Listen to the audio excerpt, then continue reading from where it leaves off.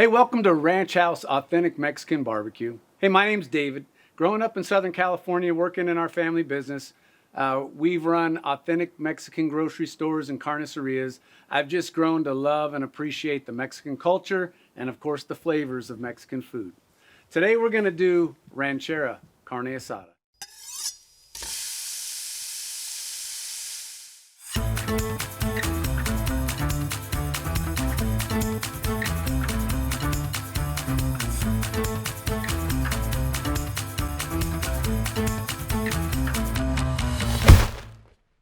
This is the way it's going to come. You'll receive it shipped to your door, frozen, bagged, vacuum sealed. You just want to make sure you thaw it out and, of course, keep it below 40 degrees for food safety. Once it's thawed out, though, you're just going to throw it on the grill. Super simple, super quick. I like the grill hot. It's going to cook really quick when you pull this out and see how thin it is. One of the biggest mistakes is overcooking it. So get it on the grill. We'll show you that right now. And you're going to be ready to enjoy some awesome ranchera authentic Mexican barbecue.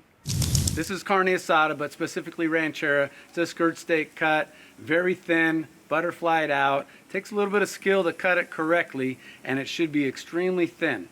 We're going to put it on the grill. We've got like a hot grill, and you'll hear it sizzle when it goes on.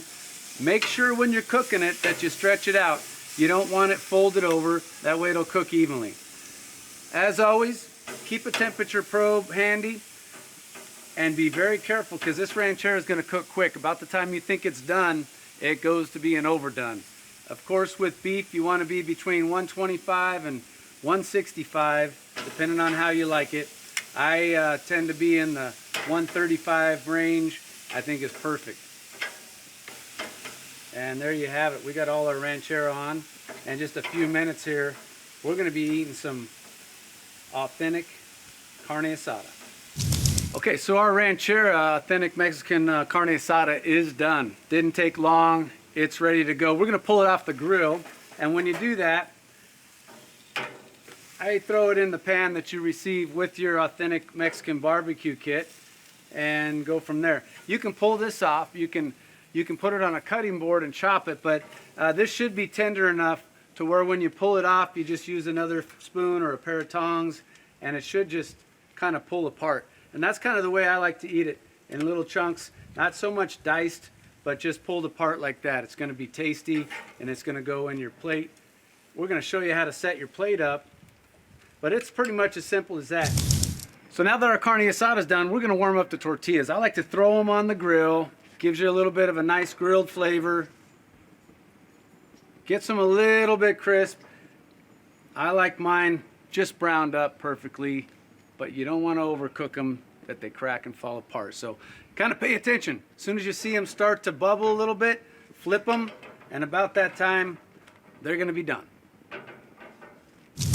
So now our carne asada is grilled. Our tortillas are warm. Now it's time to make a plate and enjoy. Throw a few pieces in here. I like to set up my condiments where my guests can just get what they want and make their own plate, which is easy to do. A little bit of that carne asada. We got some molcajete salsa. I like a little bit of raw onion and a little bit of cilantro on there. And we got ourselves a meal and a tortilla right there. And that's how we do authentic carne asada at Ranch House Barbecue. Hey, if you want to try this at home, we'll ship it to your doorstep. That's ranchhousemexicanbarbecue.com. Ranch House Mexican, the letter B, the letter B, the letter Q.com.